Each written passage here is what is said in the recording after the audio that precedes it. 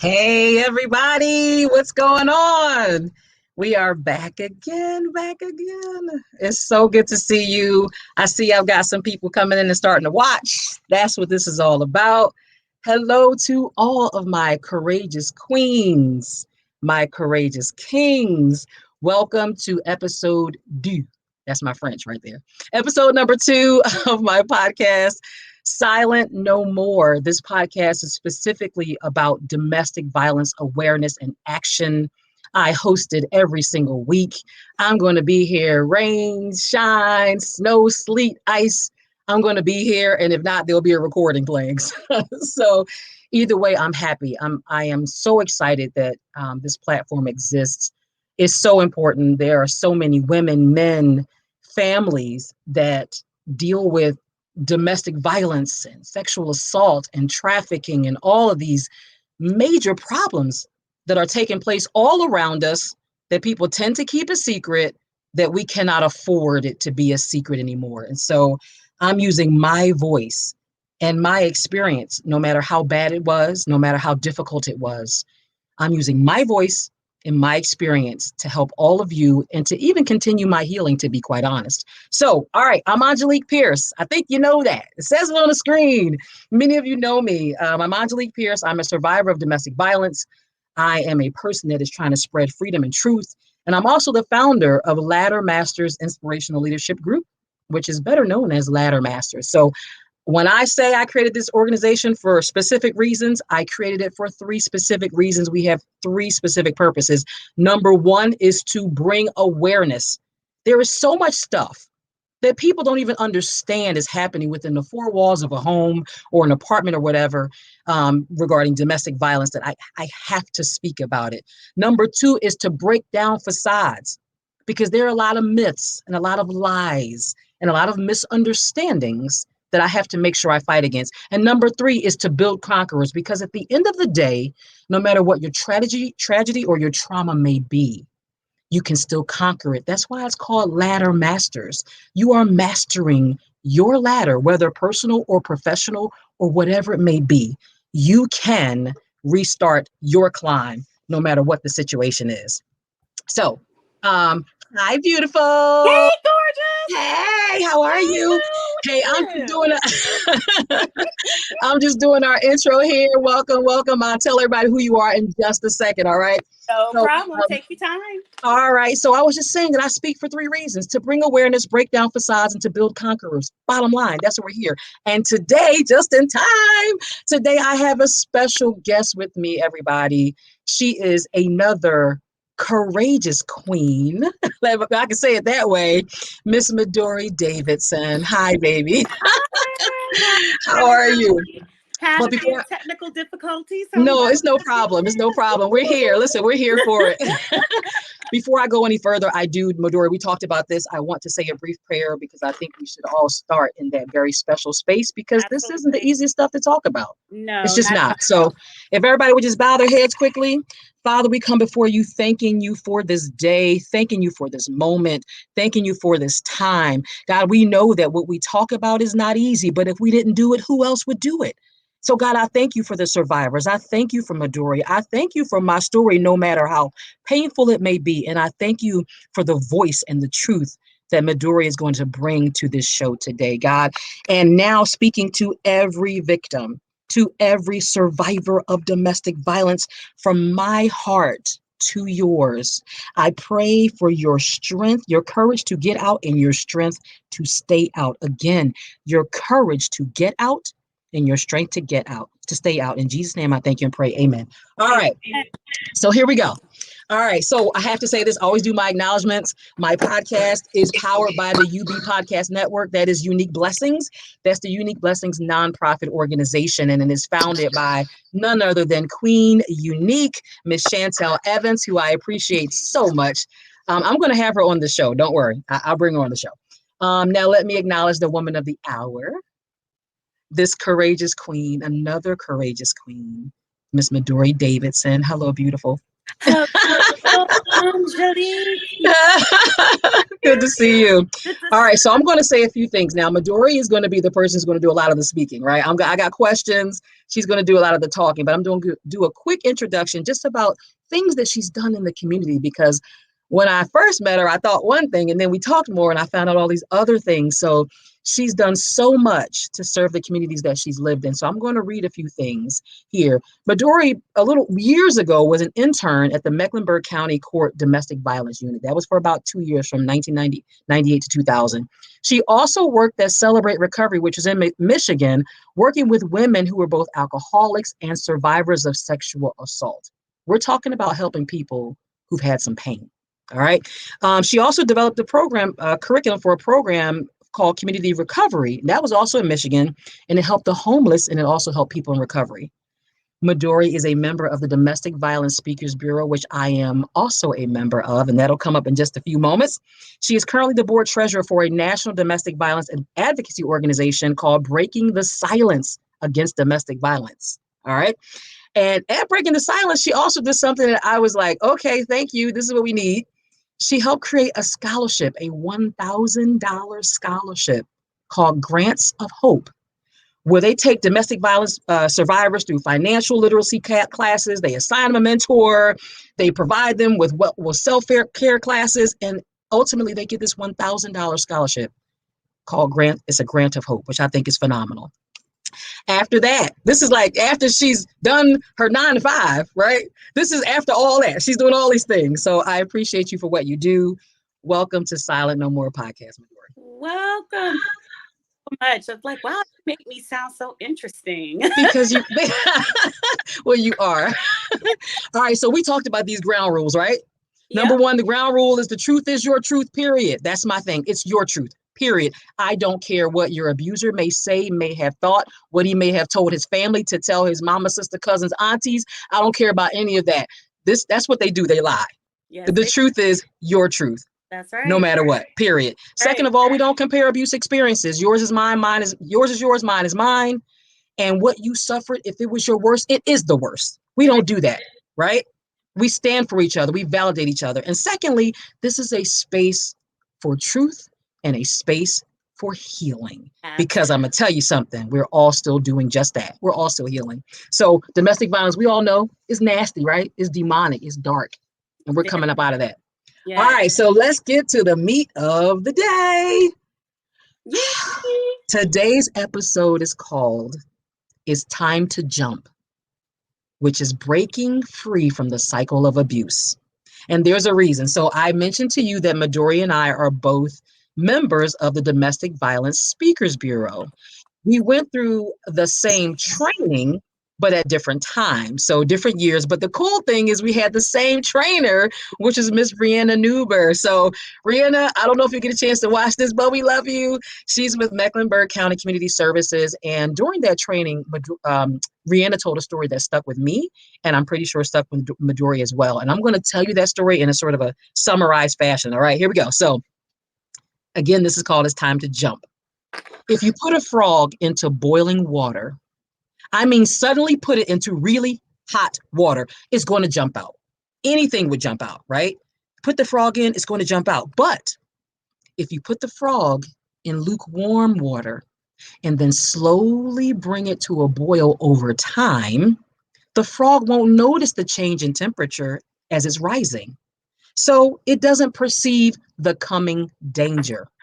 Why? Because his body temperature just keeps adjusting to each small, less noticeable increase in temperature as the water goes slowly from warm to hot. But at some point, Midori, we know, at some point, the water's going to reach boiling. What is that? 212 degrees. Yes. Now, having spent all of its energy adjusting, we adjust, don't we?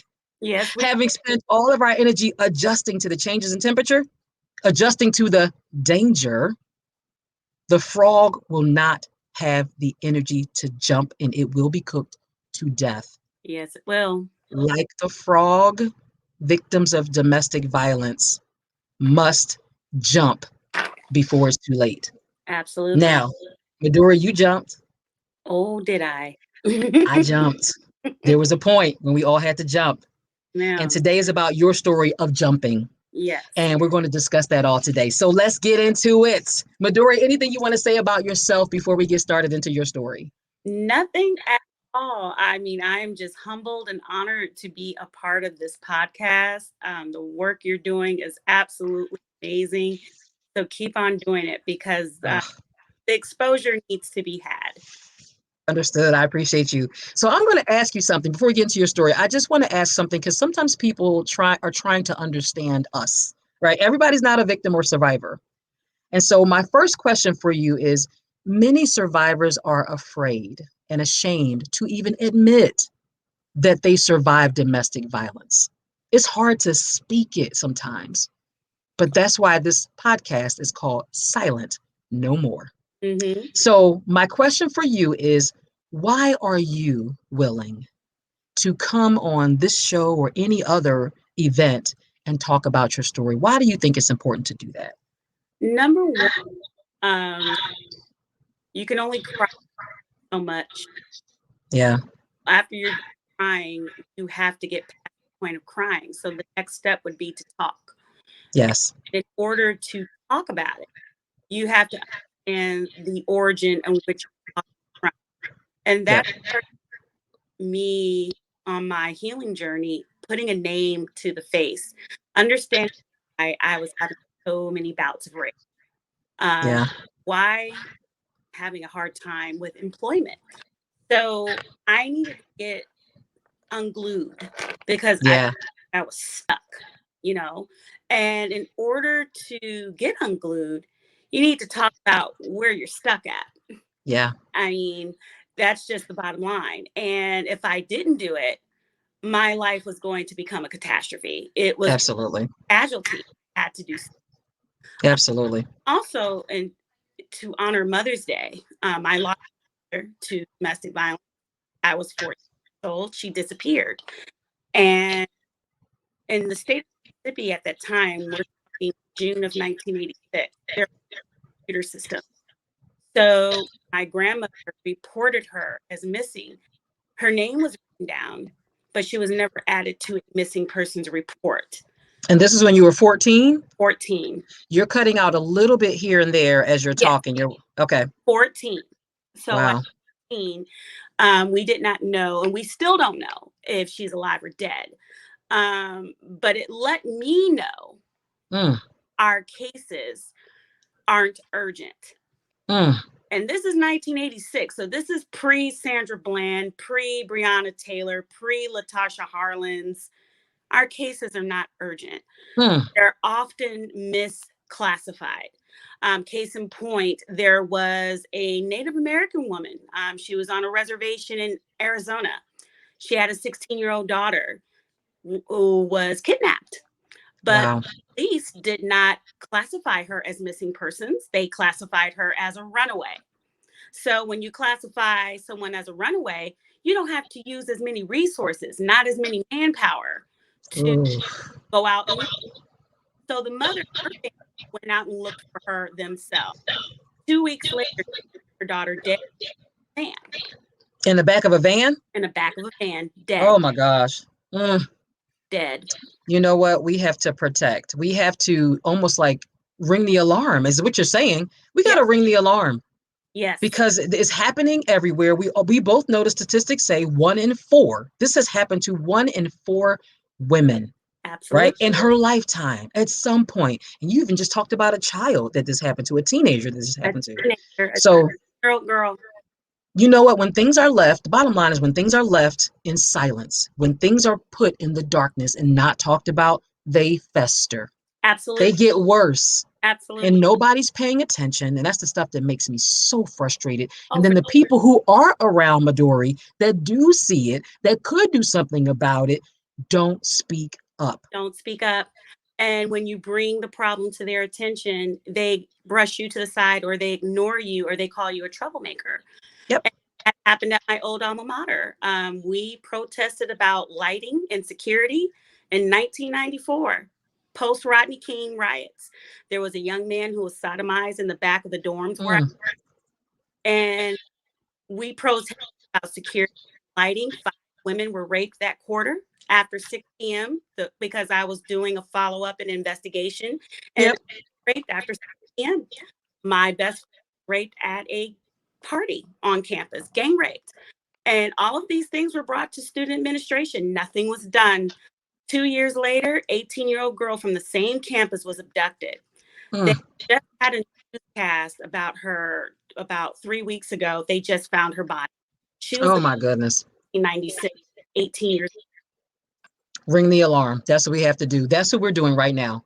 So you know what? I want you to tell your story. I'm going to set this up in a certain way. Don't tell us yet what made you jump. All right. So just hold on to that piece. But domestic violence. So the question is, domestic violence has many components: emotional, mental / psychological, physical, sexual, spiritual. We're going to hit that one today, baby. Yes. And financial. Those are common. Tell us your story of abuse and survival, and which components were the greatest. So my story begins meeting a young, charismatic man at a bus stop. But Because of course, he was charismatic. Of course. charismatic, looking, and a nice dresser, smooth talker. Met him at the Uptown Charlotte bus station because I missed my previous connection due to an accident on I-77, of course, coming from Mm-hmm. and he was kind enough to hold my umbrella because at this point I was exhausted. And exhaustion is the motif here because Mm-hmm. I'm too tired to see what was really going on. So Mm, a predator knows its prey. mm, A mm. predator knows its prey. A predator knows its It's prey. prey. Yes. Let me write that down. Go ahead. Oh, I hate it, but it's true. It is the Oh, truth. A go ahead. Go ahead. prey. So we're on the bus, we're talking, everything's all nice and casual. And at one point, I was so tired, I even fell asleep on him while he was talking. So the last thing I remembered was, may I have your phone number? Maybe we can have a conversation when you're more alert. And I'm like, yeah, let's try that. And we began having these conversations over the next 5-6 months. I discovered that he's a minister. He wanted to pray over me. I can't. Okay, I'm listening. Knows it's pray. Mm, mm, So we mm. start having, we would go get together on Saturday mornings for coffee. We would have coffee. We would do a Bible study of sorts. And then it slowly began to become serious because I'm thinking, okay, he really has a kind heart. Yeah. So it becomes then different when I reach my 34th birthday and my best friend comes out from LA to visit me. And all of a sudden, I see the ugly truth of jealousy, rage, Mm. envy. How dare you have friends over? Oh, Pardon me, I pay rent here. yeah. Yeah. And So that was your first thing you noticed, how his reaction to mhm, you having someone in your space that wasn't him. that wasn't, and it didn't matter if it was a family member or a girl or a guy, it didn't matter. It was, how dare you have them in this space when Yep. I'm here? Right. Right. They're taking place of me. We can't have that. So Right. that was the first flag I saw. And I didn't quite know what to make of that because I own my part of it. I normalized abnormal behavior. I want you to say that one more time because I need people to hear that phrase. I normalized abnormal behavior. You normalize abnormal behavior. Yes, I did. And I Yep. normalized it because I grew up seeing violence. I grew up Mm, seeing men in my family hit women, punch them, you know. I also mm, go to those very same women and apologize and beg for forgiveness. So yep. in my little girl mind, I always thought that was the norm. Yeah. You know, I saw my parents go at it. You know, I saw my mother run my 6'2" father out of the house with a palm of. Mm. So With I a what? a Parmesan jug. Now, back in the 70s, when Parmesan made wine, they didn't make bottles. They made these Attila the Hun jugs. Yep. And I saw my mother throw one at my father. Yep. So I thought, this is all normal. He'll beg for my forgiveness and things will go back to some kind of routine. I didn't know that there was layers to this. Tell me about those layers. I hate to say the highlights, but tell us about some of those things that just those moments that you just cannot get out of your mind. So the moments I couldn't get out of my mind, so the jealousy was first. And then when a girlfriend of mine told me she saw him with another woman, he was in her car. All of a sudden, he began looking for my cell phone. Mm-hmm. At the time, I had it in a place where he couldn't see, so he couldn't snatch it from me yet. But that's when you start trying to figure out who my friends are. So you want to start screening my calls when you're over. Then when I tell you, I'm gonna show you something, Midori. I'm gonna show you something real quick, right? Mm-hmm. Can you see this? Here we go. You see that color? Yep. You see this color? Yep. And you see this color? Yep. Mm-hmm. Green, yellow, and red. Yep. Layers. What would you classify this these checking of your phone and all of that? What would you classify that as? The yellow zone. Because somewhere in the yellow. Okay, so we're talking yellow flags right now. Yeah, we're talking. Y'all paying attention? So then when I tell you, get your hands off my phone, and you said, bitch, who do you think you're talking to? Well, then we've moved forward. We've moved forward. We've moved forward to the red flag. Okay, all right. Red flag now. And next thing I knew, when I confronted him about talking to me that way, yes, and get into an altercation, he punched me through my living room wall. Oh yeah. Did you say punch you through the wall? Through the wall. I landed in my bedroom.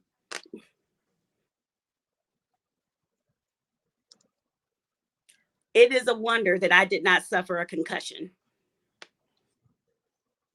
What happens after a moment?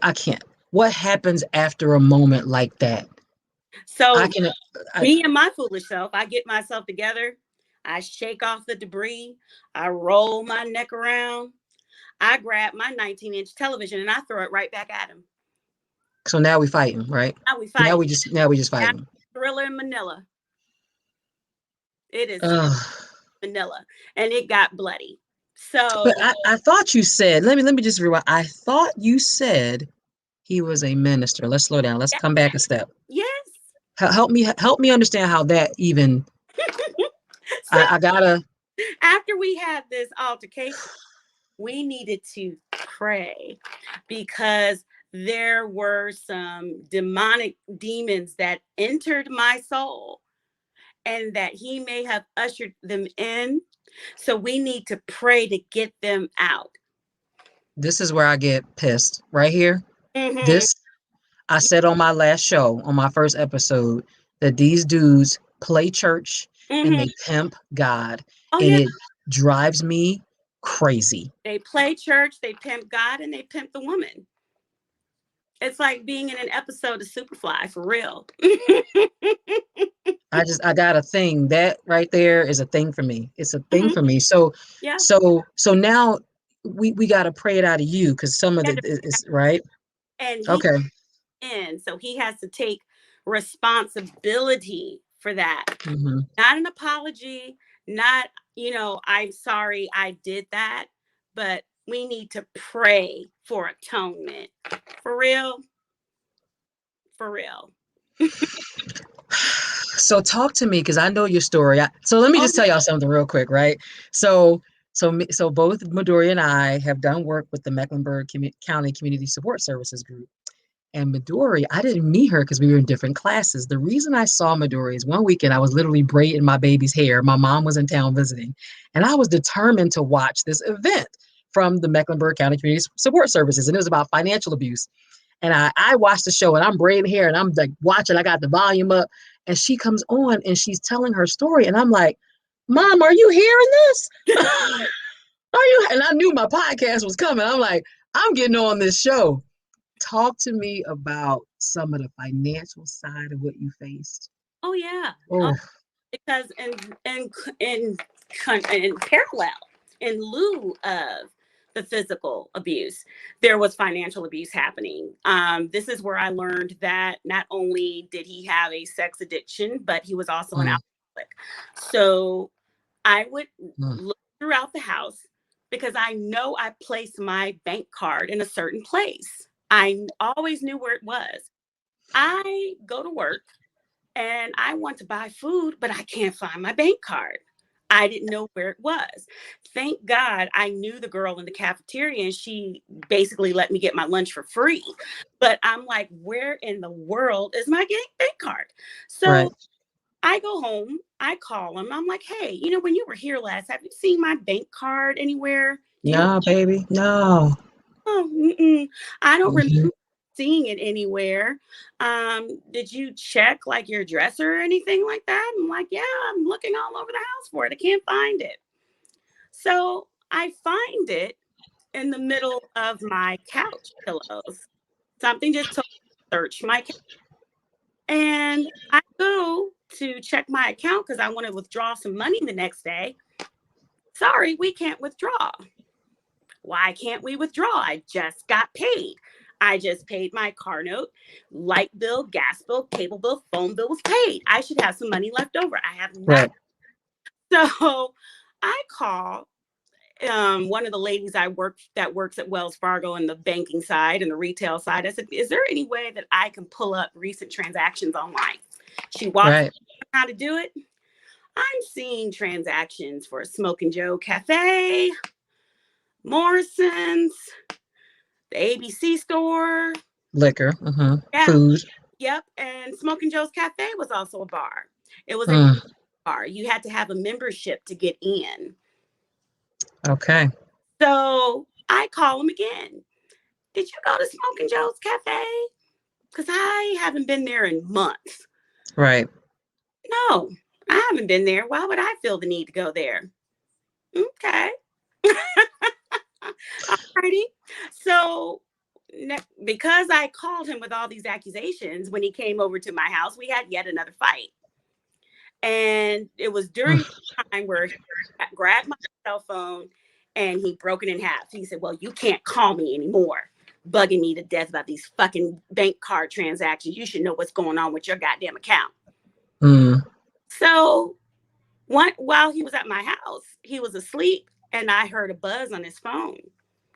I happened to roll over and see the text message. Honey, thank you for that lovely time at Smoking Joe's. We had a good time drinking and dancing. Hmm. Good too. When are we going to do that again? Yeah. Yep. So I hope everybody that's listening, paying attention, or who's going to watch this recording, it starts very similar everywhere, right? He's amazing. He's charismatic. He's what you need. He's right on time. Oh my God, nothing's too good for me, right? He Right. gets me this or that, treats me so well. And somewhere about, what would you say, 5, 6, 7 months, Fine. maybe somewhere in there, some You things start to change. But I want to be very clear. mm-hmm. Yeah, I want to be very clear. We're mentioning the mental games here. There's a lot of mental games making you think you don't know what you know. That card was never in between the chair, but he put it between the pillows, but he put it there so that you would think, oh, it must have just fallen out, Out of my right? Must have just fallen out of my whole wallet of all yes, the cards, right? yes. But let's talk about the financial abuse, because let me tell you something. In my own personal experience, it was to the point where I want y'all to listen to what I'm saying. I had to take my debit cards, my cash, my ID, my car keys. I would put all that, I would put the cards in y'all, I was sticking it in my bra, sleeping with that stuff inside my bra, sleeping with my purse on my shoulder so he couldn't take my cell phones. He couldn't take anything else. I had 2 cell phones, couldn't take either one of my phones, anything that mattered to me. I was sleeping at night with my purse on my shoulder to make sure my stuff wouldn't be taken in my car keys, because he would take those too. Oh, This is real stuff, y'all. yes. What we're talking about, listen, it's real. This Mm-hmm. might seem like we had an argument and you pass it off. He took my this, and you're like telling yourself you're normalizing abnormal behavior Mm-hmm. when they're actually red flags. Run, baby, Go, please. We're Mm-hmm. normalizing abnormal behavior. Who Mm-hmm. sleeps with their debit cards in their purses or their bra or their purse on their shoulder to make sure someone doesn't take their items from them? Mm-hmm. Someone who is being abused. That's right. That's who does that. That's right. It's not normal. No, it's not. I was hiding money in tampon containers. So that your money wouldn't be taken, so that you could live and survive and get to work and Mm, buy the things you needed for yourself. exactly. I was hiding money So, in so tampon where were all these people in this church? Like, containers. okay, help me understand. Where were these people? He's a minister. How did this happen? Not how did it happen? Because I know how it happens. But where were these people? So on Sunday, was it like, hey, minister so and so, and nobody knew the difference? Oh, Brian, it's so good to see you. You gonna preach again? When are you gonna do? When are you gonna get up on the pulpit? When is it your turn? And I just turned with a side eye. Not knowing what to say because you also were in a situation where if I say he may do this to me later, so let me Yeah, keep yeah, my mouth shut. yeah. And one of the ladies had the nerve to lean over. Oh yes, girl, he can preach his butt off. I bet he can. And I was like, wow, I believe you. You Yes, you know what? I'm here. Listen, I have spoken at churches. I will continue to speak at churches Mhm. because unfortunately, and I love God's kingdom, I love God's people, but unfortunately, there are a lot of times when that facade, because what I say, my second thing is to break down facades.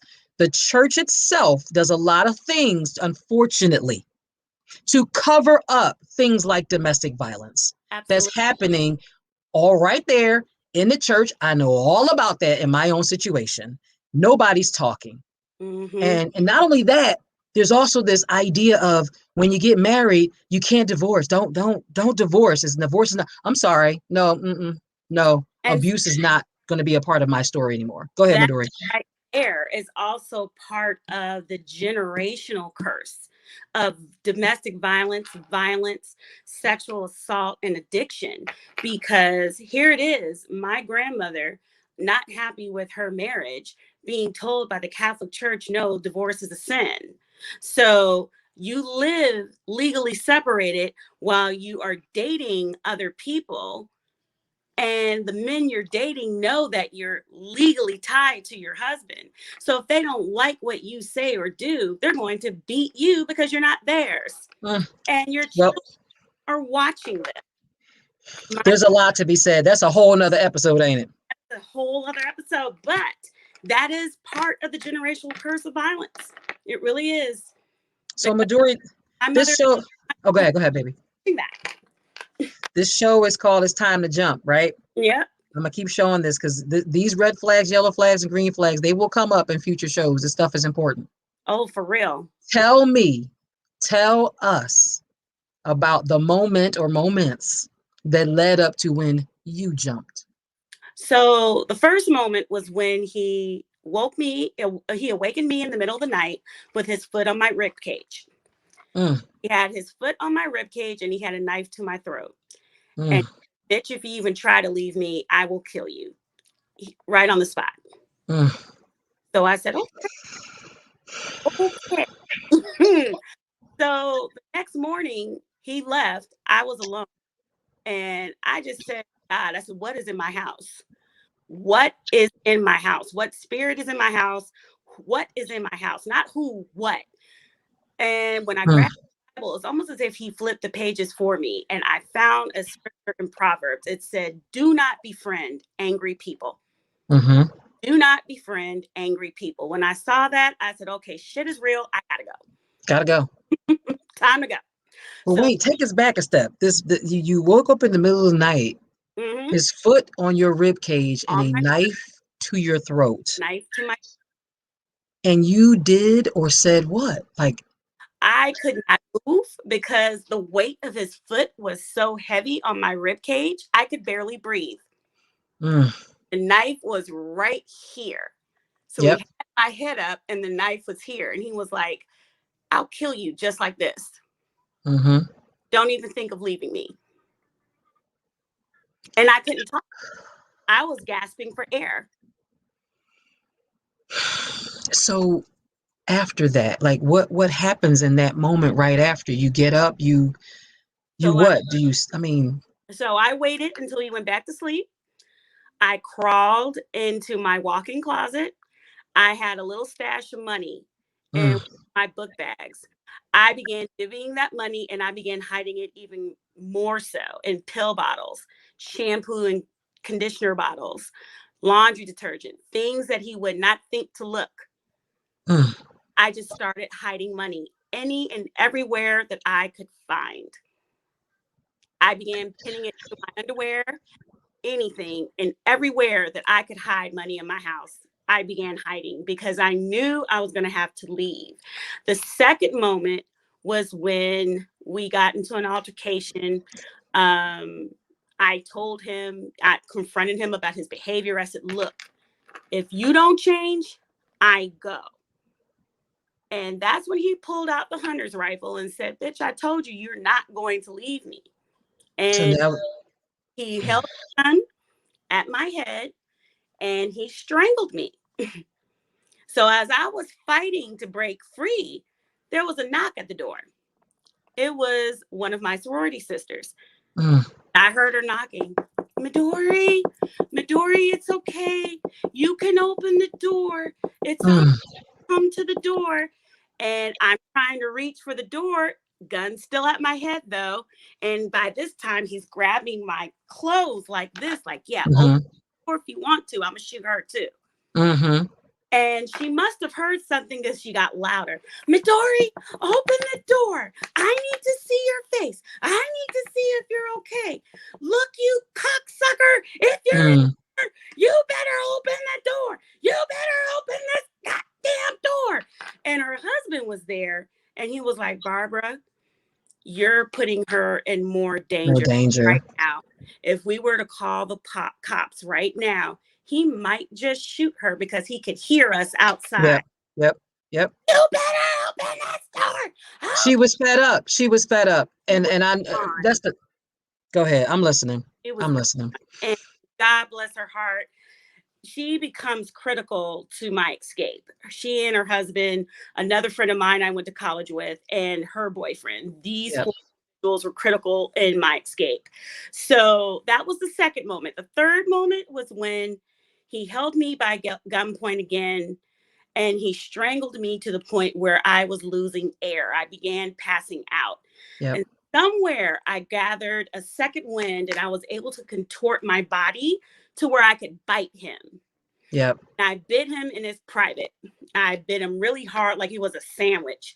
And when he yelled, I grabbed the gun from him and I said, look, it's either you or me. Which So is it? at this point, you have the gun turned on him. Yep. And he began to cry. I'm sorry. God knows I was wrong and I'm going to burn. Okay, if you want to burn in hell, you want me to help you? Mm, And that's how you feel. That's how you feel. yeah, Seriously. yeah. You want me to help you? What do you need me to do? And Mm, he left my house. So I took the gun to the pawn shop next day and I took that money and hid it. And that's when I knew it was time to go. So I waited until nightfall and I loaded my car with as much as I could. And I just got on 77 and I drove north. I headed straight to Michigan. I didn't have any family member to call. I just asked God, please let my grandmother be home. mm. You drove to grandma's house. And I headed to grandma's We house. love grandma right now. Yes. I know your grandma style because I got a question here about that about grandma. Because I was going to ask you where your support systems were and all that stuff, but I hear the girlfriend. I'm glad you talked about grandma. I mean, I imagine there are people at work. You told me about that before, Yeah. but let me just pull back a second. Couldn't you just have loved your abuser through it? Like, isn't that what people say? Like, we just love your abuser through it, right? You could have, right? Right to my funeral. One of us Right to your funeral. One of y'all was gonna go. was going to go. You jumped. You got yourself in that car, and you drove until you couldn't drive anymore. That's right. And Mm, I was able to save up $90 and $90 got me to Michigan. $90. $90. when I think about how high you can be in life and how low an abuser can take you, it is amazing that $90 was a lot at that time, right? A lot. It was Exactly. a lot. It It was was all the gas you needed, right? all the gas I needed. So let's talk about, what did domestic violence cost you? What did it cost you? It cost me my career. It cost me um, mentorships because I was being groomed into going into corporate training. Yep. And I lost mentors because when my cell phone was snapped and taken from me, um, there was no connection. So for a time, I lost a lot of my friends. No one knew where I was. I was Yeah. completely isolated. It cost me my independence.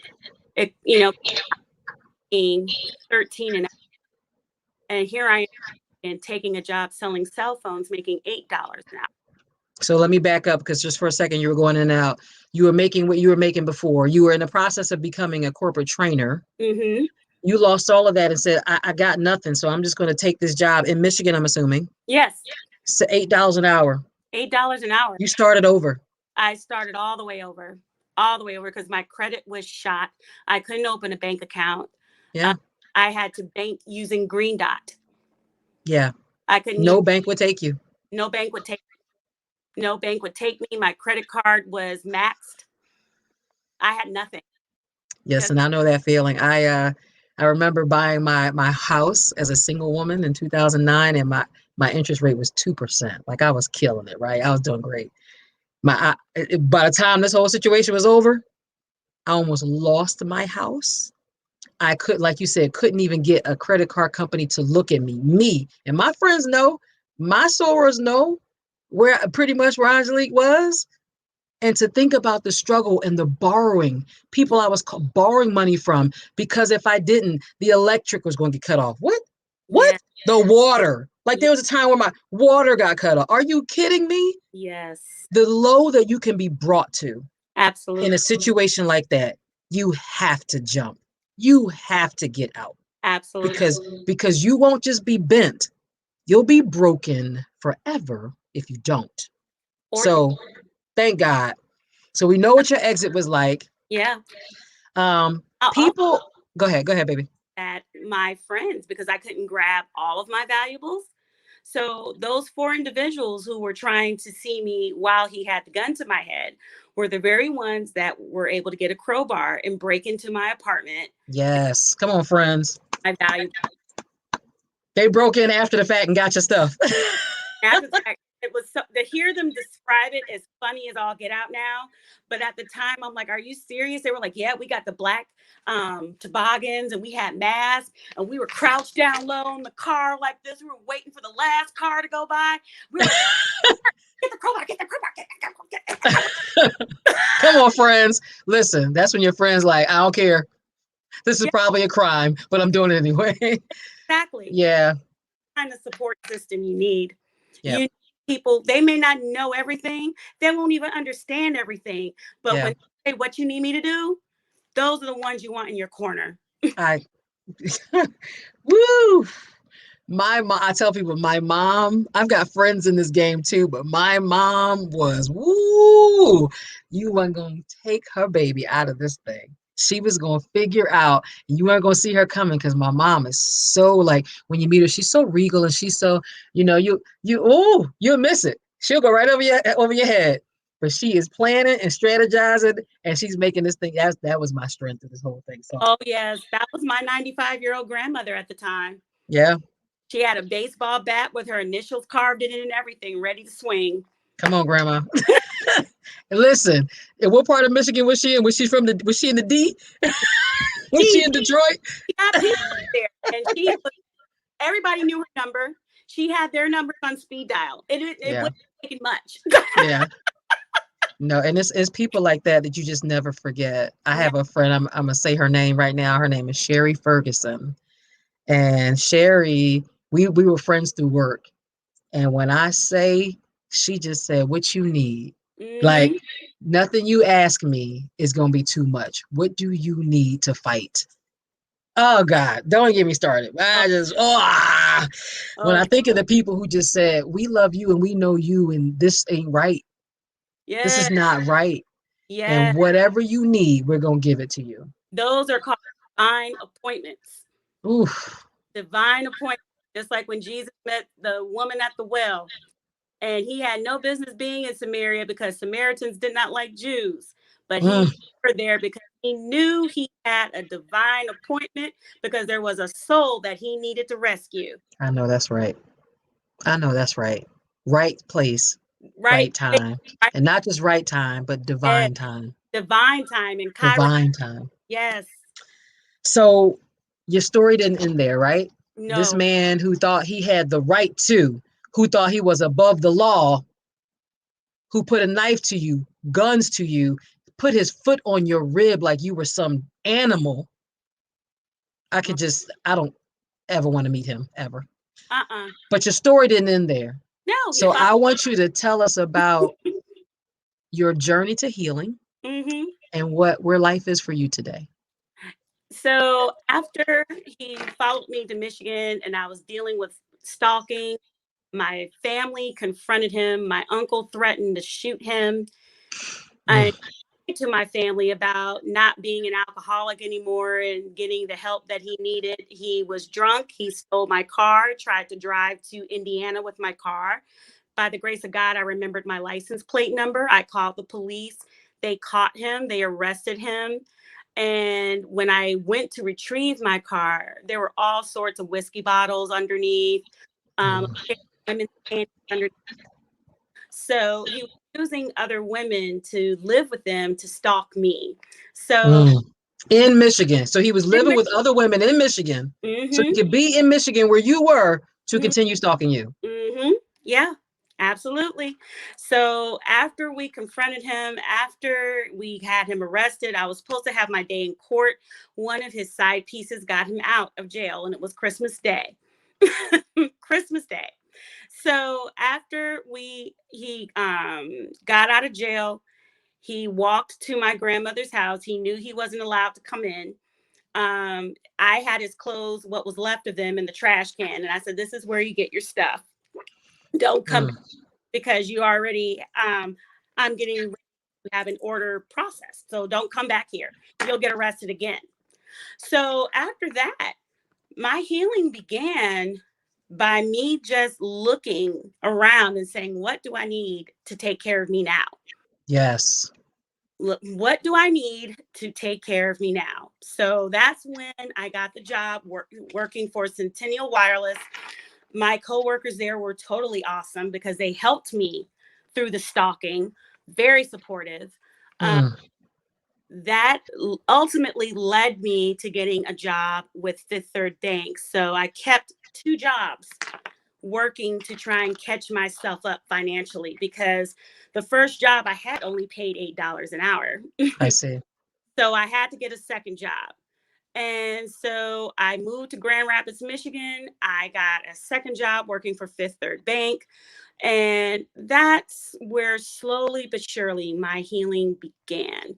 Mm-hmm. Time. It really took a lot of time. I began realizing that I had bouts of rage. I couldn't, Mm, I also know very fatigued during the day. So I had insomnia. And that all came from my experiences.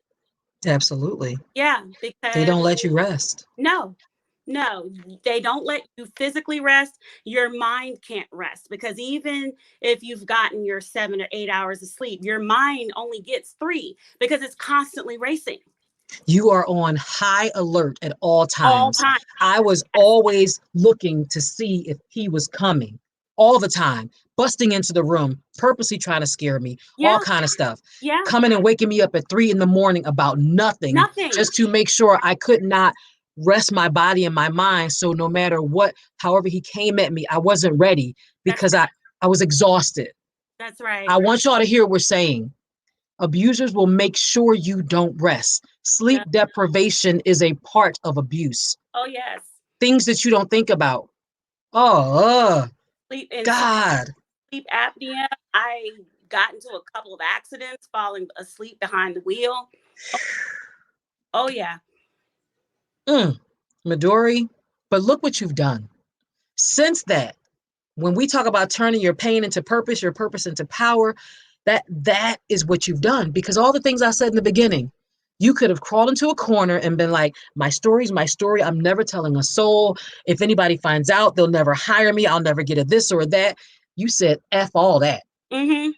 There's no way I'm going to let anybody live like this if I don't open my mouth and at least try to save one. Because that's me. If I, just one, if I Exactly. can just say, I'm getting mad. If I could just save just If one I person, one person's attention, I have done my job. yep, I That's fulfilled. all I want to do. That's it. That's it. Just one. I thank you for everything you've done, all the things you're doing for women, children, teens, men, all of it, homeless people, women who face sexual assault, all the stuff you've done and continue to do, and even this moment right now, because I don't know what it's like to have a gun put to me. I don't know what it's like to have a knife put to me. And when I think about that, it's overwhelming. Oh, But it is. yet you sit here today with a smile on your face Mm-hmm. and that warmth in your heart that made me want to have you on the show. I And I tell you, ah. I, I would when I go to the Mecklenburg DV unit during Yep. the trip, I was just like you. I'm like, how could they face these men? How could they do it? How can they just be in the same room with them? Why did Oof. they punch him in the face? I mean, I would think all these things, but looking at their silent courage was Ooh. Silent courage. because sometimes you don't have to fight. Sometimes the fight is just showing up. Mm, And these women showed up. mm. Thank God. Thank God, because I drew when I was going through. Their silent courage helped me Yes, because people won't understand at all your experience, I agree. but Midori, just show up. they showed up. Just show up. Half the So battle.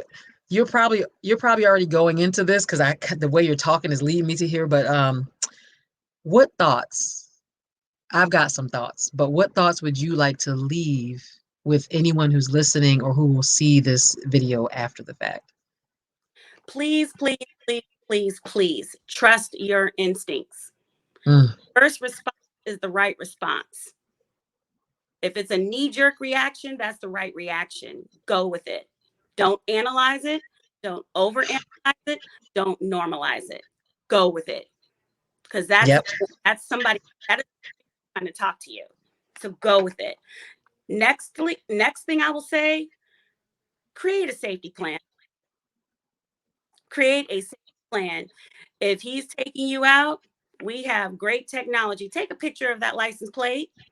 Text it to I me. do it all the time, girl. I Yes, Now check it. This is the license plate to the vehicle that I'm in. I'm here at this address. I want you to know the time that I sent you this message. yep, Don't ask me any questions. Just want you to memorize this information. yep. Okay. And learn how to send people your location in your phone. Learn how to share your location to your Life, friends. Life 360. If you have an iPhone, beautiful thing because it can track. It's a tracking device. Indeed. Use it. Another thing that I will say is it's okay not to share. That's true. Some self-preservation is the first law of nature. My late grandmother used to tell me that all the time. Yeah. Some things you just need to keep to yourself. It's okay. Meaning not telling him because when you tell too much, It's okay, go. you. It is you against you. Because again, a predator knows prey. Yep. So some things need to be left unspoken. Correct. Sometimes you Yeah. know when you fold your cards. Mm, Don't let them see your entire deck. mm. There are things about yourself. This is unfortunate. Whether you feel insecure about anything, I know women insecure about their femininity, right? Yep. So they think they're a bit manly or whatever, and they share those. I don't know, I don't feel so whatever.